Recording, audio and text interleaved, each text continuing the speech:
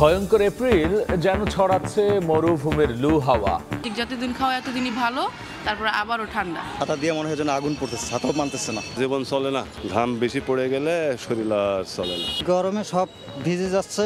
একটু বৃষ্টি হলে সবচেয়ে ভালো হয়। তাপপ্রবাহ থাকবে পুরো এপ্রিল মাস জুড়ে, এবং এপ্রিল মাস পাশাপাশি মে মাসও তাপপ্রবাহ থাকার সম্ভাবনা রয়েছে। যারা বয়স্ক এবং বাচ্চা তারা একদম প্রয়োজন ছাড়া যেন বাসার বাইরে না যায়। খরতাপে পুড়ছে ফসলি জমি, সেচ দিলেও নিমিষেই শুকিয়ে কাঠ। গরমে মানুষই বাঁচছে না, খুবই বাঁচে কিভাবে? তাপমাত্রা বাড়িয়ে যায়, মাটি তাকিয়ে যায়, ফসল আদি নষ্ট হয়ে যায়। গাছের পাতা হলুদ হয়ে যায় আর ফল আপনার ছোট হয়ে যায়। দেখছিলেন প্রধান শিরোনাম। রাত 11টার সময় সঙ্গে আছি আমি গোলাম রাব্বি। এছাড়াও খেলাধুলার খবর নিয়ে খেলার সময়ে যুক্ত হবেন রাব্বি। আপনাকে ধন্যবাদ। বিশ্বের নানা প্রান্তে খেলাধুলার খবর জানাতে আপনাদের সঙ্গে থাকবো আমি তাজিন খন্দকার। এবার অন্যান্য শীর্ষ সংবাদ। সোমালিয়ান জলদস্যু থেকে মুক্তির 7 দিন পর দুবাইয়ে হামরিয়া বন্দরে এমভি আবদুল্লাহ। 2 নাবিক দেশে ফিরবেন বিমানে, বাকি 21 জন রওনা দেবেন নৌপথে। যুদ্ধ নয়, শান্তির পক্ষে বাংলাদেশ। প্রয়োজনে জান বাজি রেখে সার্বভৌমত্ব রক্ষা করব বললেন প্রধানমন্ত্রী। চট্টগ্রামে বঙ্গবন্ধু ব্যাটারি কমপ্লেক্স উদ্বোধন। 26 এপ্রিলের সমাবেশে ব্যাপক জনসমাগমের পরিকল্পনা বিএনপির। সরকারকে বিদায়ের হুঁশিয়ারি, বিশৃঙ্খলা করলে কঠোর ব্যবস্থা। একই দিন শান্তির সমাবেশের ইঙ্গিত ক্ষমতাসীনদের। সাবেক আইজিপি বেনজির আহমেদের দুর্নীতির অভিযোগের তদন্ত চান ব্যারিস্টার সুমন। দুদকে লিখিত আবেদন যাচাই করে সিদ্ধান্ত নেয়ার ঘোষণা কমিশনের। এবং সনদ বাণিজ্যে জড়িত থাকার অভিযোগে ডিবির জালে কারিগরি শিক্ষা বোর্ডের চেয়ারম্যানের স্ত্রী টাকা নেয়ার কথা স্বীকার। চেয়ারম্যান মোহাম্মদ আলী আকবর খান ওএসডি।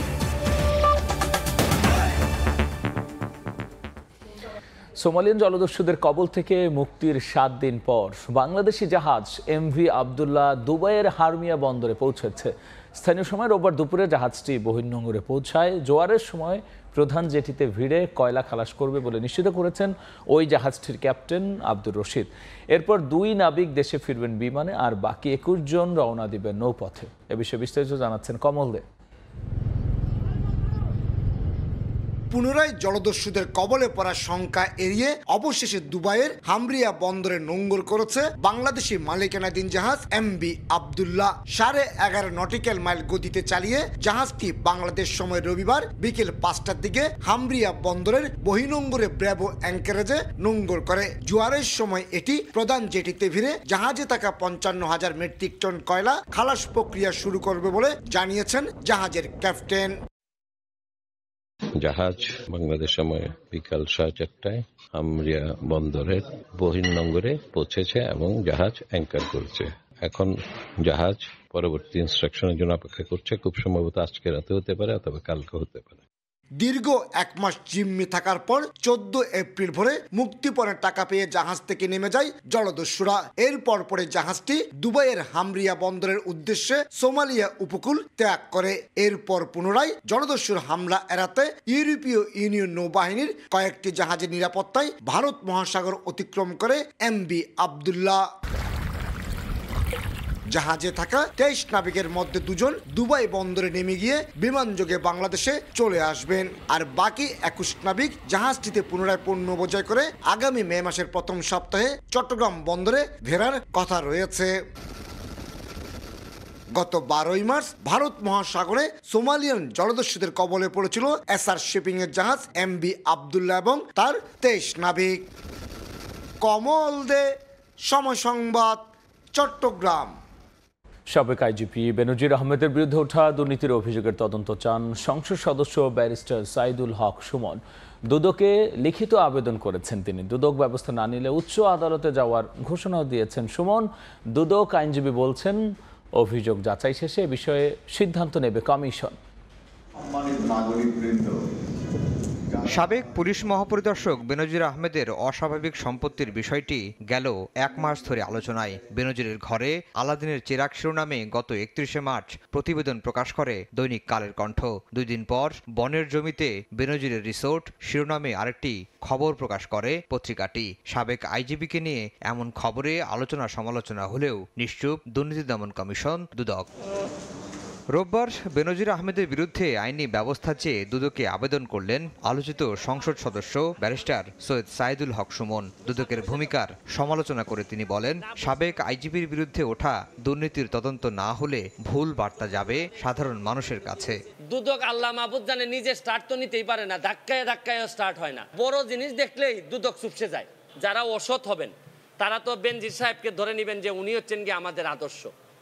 তাই উনি যদি আদর্শ পরেররা ধরে নেয় তাহলে এরাও ৮০০, ৯০০, ১০০০ করে বিঘা কিনা লাগবে। দুদক আইনজীবী বলছেন, সুমনের আবেদন ও সাবেক আইজিপির বিরুদ্ধে ওঠা অভিযোগ যাচাই করেই সিদ্ধান্ত নেবে কমিশন। যাচাই বাছাই করে এটা দুর্নীতি দমন কমিশনের শিডিউলের মধ্যে পড়ে, অবশ্যই কমিশন আইনি যথাযথ ব্যবস্থা নেবে। ফুলিয়ে ফাঁপিয়ে শনিবার সামাজিক যোগাযোগ মাধ্যমে নিজের বিরুদ্ধে ওঠা অভিযোগের বিষয়ে প্রথমবারের মতো ব্যাখ্যা দেন বেনজির আহমেদ। দুর্নীতির অভিযোগ অসত্য, কাল্পনিক বলেও দাবি করেন তিনি। যদি কেউ প্রমাণ করতে পারেন তাহলে আমার এবং আমার পরিবার হাসি মুখে সেই ব্যক্তিকে বা সেই গ্রুপকে আমরা সে সম্পত্তি বিনা পয়সা লিখে দেব। আফজাল হোসেন, সময় সংবাদ, ঢাকা। এবার সনদ বাণিজ্যে জড়িত থাকার অভিযোগে গ্রেফতার হয়েছেন কারিগরি শিক্ষা বোর্ডের চেয়ারম্যানের স্ত্রী শেহেলা পারভিন। জিজ্ঞাসাবাদে অভিযোগের সত্যতা পেয়েছে বলে জানান ডিবি প্রধান। এই ঘটনায় বোর্ড চেয়ারম্যান মোহাম্মদ আলী আকবর খানকে ওএসডি করে অধিদপ্তরে ন্যস্ত করা হয়েছে। পরীক্ষায় অংশ না নিয়েই মিলছে পাশ নম্বর, আবার শিক্ষার্থী না হয়েও পাওয়া যাচ্ছে সনদ। তবে এর জন্য দিতে হবে মোটা অঙ্কের টাকা। কারিগরি শিক্ষা বোর্ডে এমন অনিয়ম অনেকটা ওপেন সিক্রেট।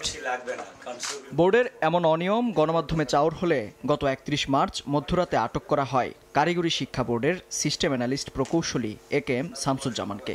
সনদ ও নম্বর জালিয়াতির প্রমাণও পায় গোয়েন্দা পুলিশ। তবে এই ঘটনার মূল হোতা কারা, এমন প্রশ্নের উত্তর খুঁজতে মাঠে নামে আইনশৃঙ্খলা বাহিনী। তদন্তে বেরিয়ে এসেছে চাঞ্চল্যকর সব জালিয়াতির তথ্য। রোববার মিডিয়া সেন্টারে সংবাদ সম্মেলনে ডিবি প্রধান জানান, সারা দেশে ছড়িয়ে থাকা প্রায় ৩৫ জন বোর্ড কর্মকর্তা সরাসরি এই অপকর্মের সঙ্গে জড়িত। অর্থের বিনিময়ে সনদ জালিয়াতির টাকার ভাগ পেত স্বয়ং কারিগরি বোর্ডের চেয়ারম্যানের স্ত্রী শাহেলা পারভিন। চেয়ারম্যানের বউকে আমরা জিজ্ঞাসাবাদ করেছি, সেও বলেছে তার সাথে ওই যে সিস্টেম অ্যানালিস্টের যোগাযোগ ছিল এবং লেনদেন ছিল এবং সেটা স্বীকার করেছে। কারিগরি বোর্ডের এমন অনিয়মের তথ্য আগে থেকে জানা ছিল দুদকের, তবে ঘুষের বিনিময়ে তা ধামাচাপা দেয় বোর্ডের কর্মকর্তারা। দুদকের ২-১ কর্মকর্তা তার নামে একটা ফাইল খুলে তার সাথে আবার ওই সেদ্ধ ছুরিতে বসে একাধিক কথাবার্তা বলে সেটাও স্থগিত হয়ে যায়। আর ওই ২ জন দুদকের কর্মকর্তা রিটায়ারে চলে যায়। সেখান থেকে সে কিছু বাংলা টাকাও নেই, কিছু ডলারও নেই। কিছু সাংবাদিক তারা তার তথ্য পেয়ে তার নিউজ করবে বলে তারপরে ম্যানেজ হয়ে যায়, আর নিউজ করে না। এবং আমরা যেদিন তাকে ধরে নিয়ে আসলাম তাকে, সেদিনও কয়েকজন সাংবাদিক রিং দিল, ভাই সামনে ঈদ, ওই দেখা করছেন না তো। নকল সার্টিফিকেট নিয়ে দেশের বিভিন্ন প্রতিষ্ঠানে কর্মরত থাকা ব্যক্তিদেরও তালিকা করা হচ্ছে বলে জানান ডিবি প্রধান। মেহেদী হাসান, সময় সংবাদ, ঢাকা। সৌদি আরবের পর এবার কাতার থেকেও ১ বছরের বাকিতে জ্বালানি তেল কিনতে চায় বাংলাদেশ। কাতার আমির Sheikh Tamim bin Hamad Al থানির আসন্ন ঢাকা সফরে নিয়ে আলোচনা হবে বলে জানিয়েছেন পররাষ্ট্রমন্ত্রী। এছাড়াও বন্দি বিনিময় সহ ৬টি চুক্তি ও ৫টি সমঝোতা স্মারক সই করবে ঢাকা ও দোহার। জ্বালানি তেল আমদানির ক্ষেত্রে বাংলাদেশ যেমন মধ্যপ্রাচ্যের ৬টি দেশের উপর নির্ভরশীল, তেমনি প্রাকৃতিক গ্যাসের সংকট মোকাবেলায় এলএনজি বা তরলীকৃত প্রাকৃতিক গ্যাসও আসে ওই অঞ্চলের প্রভাবশালী উৎপাদক দেশ কাতার থেকে। মধ্যপ্রাচ্যে চলমান সংকটের মধ্যেই শঙ্কা রয়েছে কোন পরিস্থিতির দিকে এগোবে বৈদেশিক বাণিজ্যের গতি প্রকৃতি। এমন এক জটিল সময়ে সোমবার ২ দিনের বাংলাদেশ সফরে আসছেন কাতারের আমির Sheikh Tamim bin Hamad Al Thani. এ নিয়ে সংবাদ সম্মেলনে পররাষ্ট্রমন্ত্রী জানান, সৌদির মতোই কাতার থেকে জ্বালানি তেল বাকিতে নিতে চায় ঢাকা। সৌদি আরবের সাথে ১ বছরের ডেফার্ড পেমেন্ট আমরা চেয়েছি, তো কাতারের সাথে আমরা আলোচনা অবশ্যই, যেহেতু কেনার ব্যাপারে আলোচনা এবং কিনিও আমরা, সেখানে ডেফার্ড পেমেন্টের বিষয়টি আসতে পারে। এনার্জি সিকিউরিটি এনশিওর করার ক্ষেত্রে আমি মনে করি এই সফর অত্যন্ত গুরুত্বপূর্ণ ভূমিকা পালন করবে। আমিরের সফরে 6টি চুক্তি ও 5টি সমঝোতা সই হওয়ার কথা রয়েছে, যার মধ্যে সে দেশে আটকে থাকা বাংলাদেশিদের ফিরিয়ে আনার ইস্যুটিও রয়েছে। দুই দেশের মধ্যে দণ্ডপ্রাপ্ত ব্যক্তিদের বদলি সংক্রান্ত তো চুক্তি অনুষ্ঠিত হবে, চুক্তি স্বাক্ষরিত হবে। এদিকে মিরপুরের কালশি বালুর মাঠে নির্মিত পার্ক ও মিরপুর ইসিবি চত্বর থেকে কালশি পর্যন্ত সড়কের নাম করা হচ্ছে কাতারের আমিরের নামে। এদিন দুপুরে কালশিতে বালুর মাঠ পরিদর্শন করেন উত্তরের মেয়র। তাজওয়ার মাহমিদ, সময় সংবাদ, ঢাকা। একদিন না যেতেই দেশের বাজারে আবারও বেড়েছে স্বর্ণের দাম। শনিবার প্রতি ভরিতে 840 টাকা কমলেও রোববার বেড়েছে 630 টাকা। বাংলাদেশ জুয়েলার্স সমিতি বাজুস এক সংবাদ বিজ্ঞপ্তিতে জানিয়েছে, নতুন দর অনুযায়ী 22 ক্যারেটের প্রতি ভরি স্বর্ণের দাম পড়বে 1,19,428 টাকা, 21 ক্যারেট 1,14,004 টাকা, 18 ক্যারেট 97,709 টাকা এবং সনাতন পদ্ধতির প্রতি ভরি স্বর্ণের দাম পড়বে 78,662 টাকা। নতুন দাম রোববার বিকেল 3:30 থেকে কার্যকর হয়েছে বলে জানিয়েছে বাজুস। চলতি বছর দেশের বাজারে নিয়ে 10 বার স্বর্ণের দাম সমন্বয় করা হলো। এই ছিল আমার কাছে থাকা দেশ বিদেশের খবর।